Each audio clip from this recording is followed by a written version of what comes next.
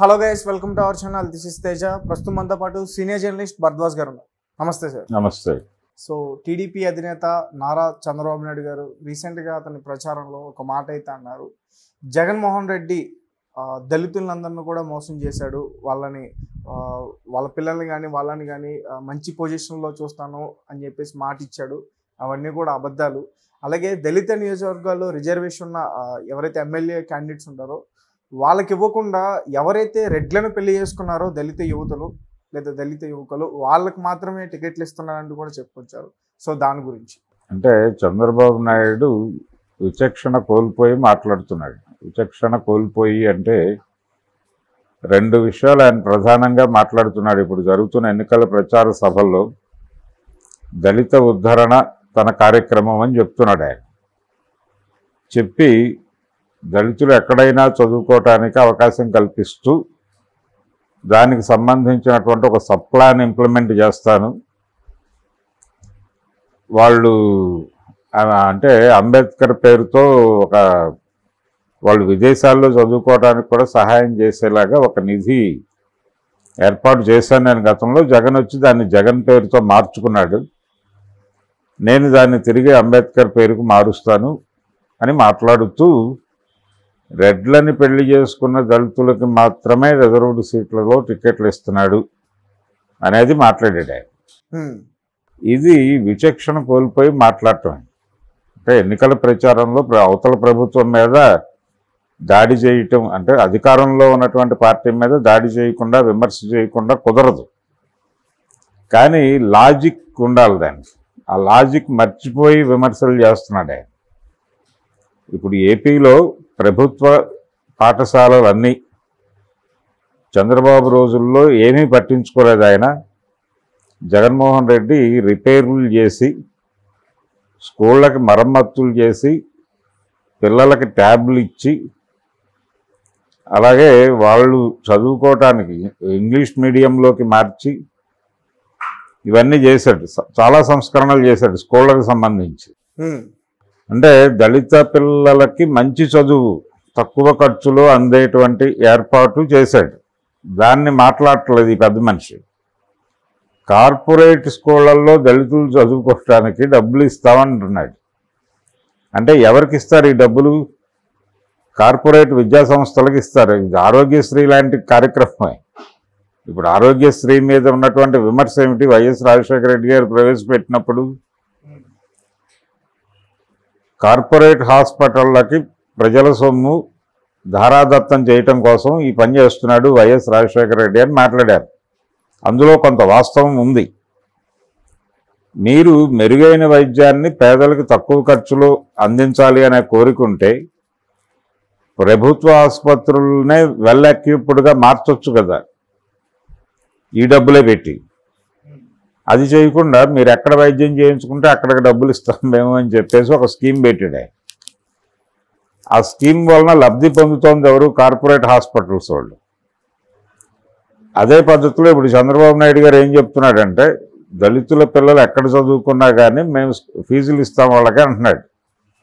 ఫీజులు మేము కడతామంటే ఎవరికి కడతాడైనా? నారాయణకి చైతన్యకి కడతాడు. అంటే ప్రభుత్వ స్కూళ్ళ నుంచి పిల్లలు అసలు ప్రభుత్వ స్కూళ్ళకి ఎందుకు వెళ్ళాలి అన్న పద్ధతిలో మాట్లాడుతున్నాడు ఆయన. ఇప్పుడు ఆరోగ్యశ్రీ అనే పేరుతో ప్రజల్ని కార్పొరేట్ హాస్పిటళ్ళకి ఎట్లా పంపిణీ చేశారు? విద్యా వైద్య రంగాల నుంచి ప్రభుత్వాలు వైదొలగినాయి. ప్రజలకి తక్కువ ఖర్చులు, అసలు ఖర్చు లేకుండా ఉచితంగా చదువు చెప్పడం అనేది ప్రభుత్వాల బాధ్యత. వైద్యం అందించటం ప్రభుత్వ బాధ్యత.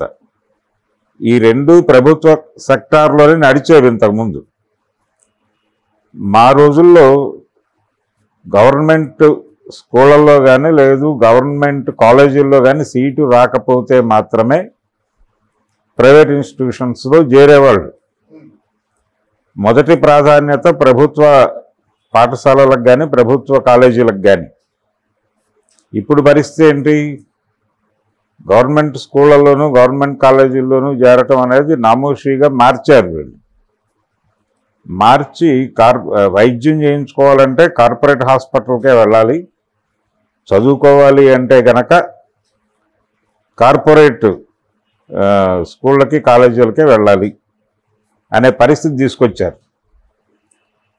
ఈ పరిస్థితిలో జగన్మోహన్ రెడ్డి కొంత పిల్లలకి మెరుగైన, అంటే వాళ్ళు కార్పొరేట్ స్కూళ్ళలో చదివించుకోలేరు కాబట్టి ప్రభుత్వ స్కూళ్ళకి పంపిస్తే అక్కడ వాళ్ళకి ఇంగ్లీష్ నేర్పి కొంచెం వాళ్ళని ఏదో పని చేసుకోవడానికి తగిన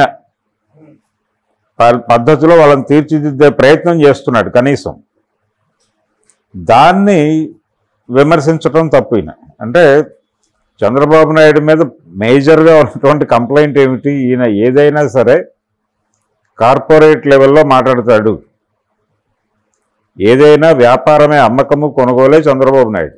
ఆయన మార్కెట్ ముఖ్యమంత్రి, మార్కెట్ నుంచి పుట్టిన ముఖ్యమంత్రి.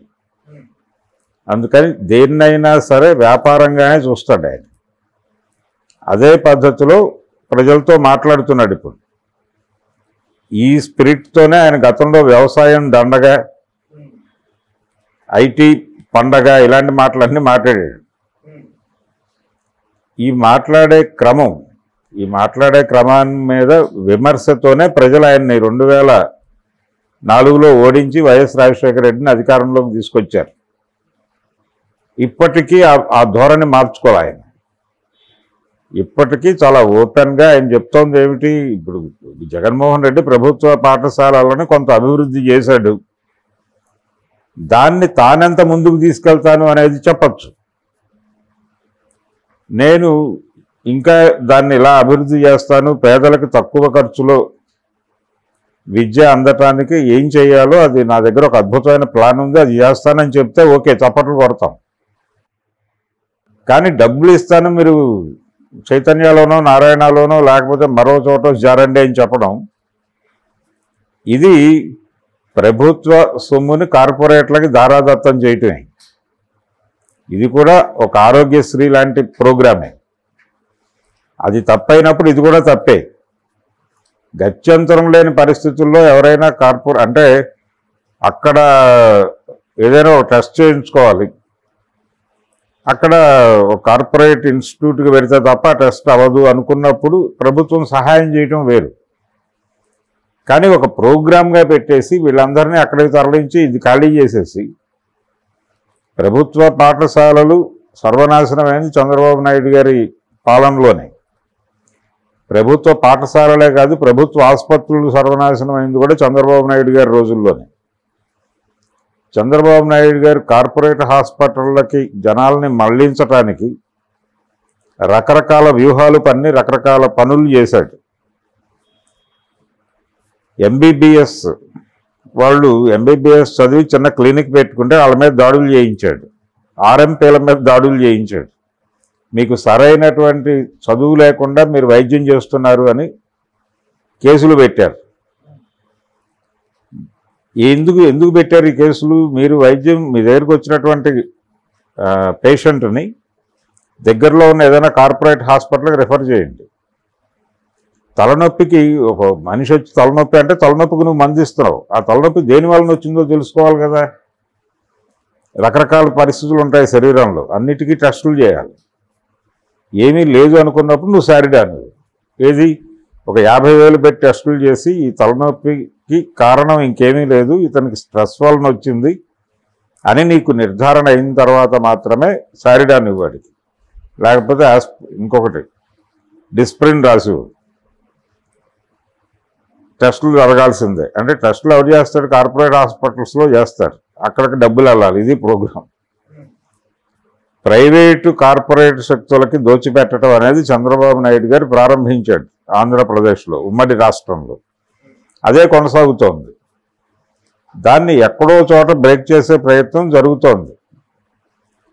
ప్రభుత్వ పాఠశాలల్ని సర్వనాశనం చేసి జనాలందరినీ కార్పొరేట్లకు గెంటింది కూడా ఆయనే, చంద్రబాబే. ఇప్పుడు మళ్ళీ అదే రోజులు తీసుకొస్తానని చెప్తున్నాడు ఎన్నికల సభల్లో. జనాలు అమాయకంగా చప్పట్లు కొట్టేస్తున్నారు. ఇది కాదు ఆయన చెప్పాల్సింది. ఆయన చెప్పాల్సింది వేరే ఉంది. ప్రభుత్వ పాఠశాలల్ని తానెంత బలోపేతం చేస్తాడో చెప్పాలి. జగన్ చేస్తున్న దాన్ని నువ్వు మెచ్చుకోకపో వేరే గొడవ. కానీ ప్రజలు దాన్ని అభినందించే పరిస్థితుల్లో ఉన్నారు. ఆ స్కూళ్ళ ద్వారా ప్రయోజనం పొందినటువంటి వాళ్ళు చాలామంది ఇప్పుడు ఓపెన్గా మాట్లాడుతున్నారు. ఆ మాటల్ని నువ్వు కనీసం పట్టించుకోకుండా నువ్వు ఎన్నికల ఉపన్యాసం చెప్తే అలాగే చంద్రబాబు నాయుడు, ఇది దుర్మార్గం. రెండోది, రెడ్లని పెళ్లి చేసుకున్నటువంటి వాళ్ళకే టికెట్లు ఇస్తున్నారు అని మాట్లాడటం చాలా హై హ్యాండెడ్నెస్. అది అంటే చేసుకోకూడదు అనే ఏమన్నా రూల్ ఉందా ఎక్కడైనా? ఈయన ఏదైనా రూల్ పెట్టబోతున్నాడా త్వరలో? దళితులు ఎవరినైనా పెళ్లి చేసుకుంటారు. ఏదో ఒక చోట జరిగిన ఒక ఇన్సిడెంట్ పట్టుకొని దాన్ని జనరలైజ్ చేసి మాట్లాడేస్తే ఎలాగా? రిజర్వ్డ్ సీట్లలో ఇప్పుడు మీ మీద వాళ్ళేం దాడి చేయట్లేదు కదా, కమ్మోళ్ళని చేసుకున్న దళితులకే టికెట్లు ఇస్తున్నామని అంటే ఒక డిస్క్రిమినేషన్ క్రియేట్ చేసే పని చేస్తున్నాడు ఆయన. చాలా స్పష్టంగా వైఎస్ఆర్సీపీ రెడ్డి సామాజిక వర్గానికి చెందినటువంటి పార్టీ అని ఈయన ఎస్టాబ్లిష్ చేస్తున్నాడు. కానీ నిజానికి వైసీపీలో భయం ఉంది, రెడ్లు కన్సాలిడేట్ అయి లేరు అని. కమ్మ సామాజిక వర్గం టోటల్గా టీడీపీ వెనకాల కన్సాలిడేట్ అయి ఉంది, కానీ రెడ్డి సామాజిక వర్గం వైసీపీ వెనకాల కన్సాలిడేట్ అయి లేదు. వాళ్ళు ఆ గందరగోళంలో ఉంటే ఈయనేమో అది రెడ్డి పార్టీ అని చెప్పి స్టాంప్ వేసి మాట్లాడుతున్నాడు క్యాస్ట్ ఓరియంటేషన్లో.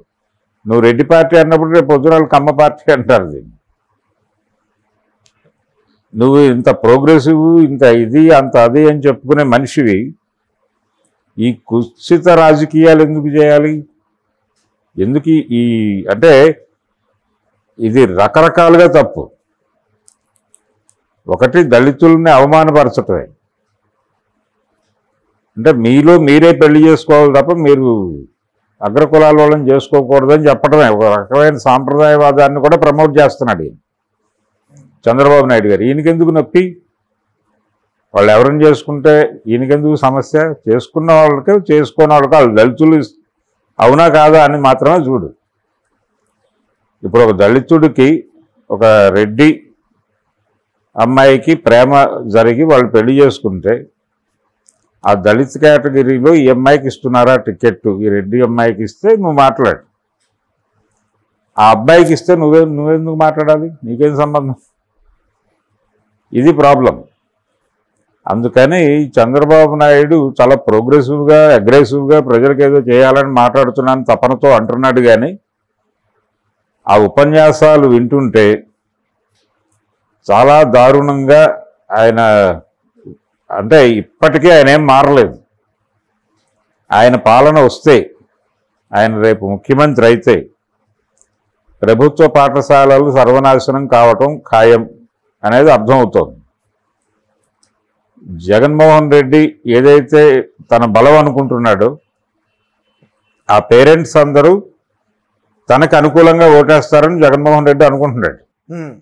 ఆయన ఇప్పుడు లిక్కర్కి సంబంధించి ఆయన పెట్టినటువంటి యాక్టివిటీ ఏదైతే ఉందో చంద్రబాబు నాయుడు అది కూడా విమర్శిస్తున్నాడు. మంచి మందు దొరకదు ఏపీలో, జగనన్న మందు తాగేవా లాంటి జోకులు పుట్టాయి, ఇవన్నీ మాట్లాడుతున్నాడు వేదిక మీద. ఆయన లిక్కరు ఇసుకకి సంబంధించి కొంత ఇబ్బందికరమైనటువంటి పరిస్థితి కల్పించిన మాట వాస్తవమే జగన్మోహన్ రెడ్డి. కానీ వాటిని విమర్శించు. ప్రభుత్వ పాఠశాలలకు సంబంధించి మంచే జరిగింది, మంచే చేశాడు అతను. దాన్ని చెప్పడం వలన నీకు వచ్చిన ఇబ్బంది ఏంటి? లేదు, ఈ స్థాయిలో చేశాడు అతను, నేను దాన్ని మించి ఇంత చేస్తానని చెప్పు. ఓకే, అది చెప్పకుండా కార్పొరేట్ స్కూళ్ళ గురించి, కార్పొరేట్ వైద్యం గురించి మాట్లాడేస్తే ఎలాగైనా. అందుకని చంద్రబాబు నాయుడు గారు కొంచెం చూసుకుని మాట్లాడకపోతే బూమరాంగ్ అయ్యి జగన్మోహన్ రెడ్డి గెలుపుకి, అంటే ఇప్పుడు ఈ ఉపన్యాసాలు విన్న వాళ్ళందరూ భయపడిపోయి చంద్రబాబు కోటేస్తే మన జీవితాలు మళ్ళీ చైతన్య నారాయణాలు తీసుకొచ్చేస్తాడు, గవర్నమెంట్ స్కూళ్ళు మూసేస్తాడు, మన బతుకులు కార్పొరేట్ హాస్పిటళ్ళ పాలైపోతాయి అనే భయం కనుక వస్తే సామాన్య ప్రజల్లో, అది బూమరాంగ్ అయ్యి జగన్మోహన్ రెడ్డికి ఉపయోగపడుతుంది. అందుకని పద్ధతి మార్చుకోవాలి. చేసేది అదే, వీళ్ళందరూ ఫైనల్గా అధికారంలోకి వచ్చాక చేసేది అదే కావచ్చు. కానీ ఈయన మాట్లాడుతున్న దానిలో చాలా కుల ఉన్మాదం ఉంది, దళిత వ్యతిరేకంగా మాట్లాడుతున్నాడు. ఈ రెండు సీరియస్గా పట్టించుకోవాల్సిన వ్యవహారాలు. దళిత సంఘాలు కొంచెం పట్టించుకొని దీనికి ఒక కౌంటర్ ఇవ్వకపోతే చంద్రబాబు నాయుడు చెలరేగిపోయి ఇలాంటి స్టేట్మెంట్లు, చాలా ఇలాంటి దుర్మార్గమైన ప్రకటనలు వేలాది ఇచ్చే అవకాశం కనిపిస్తోంది.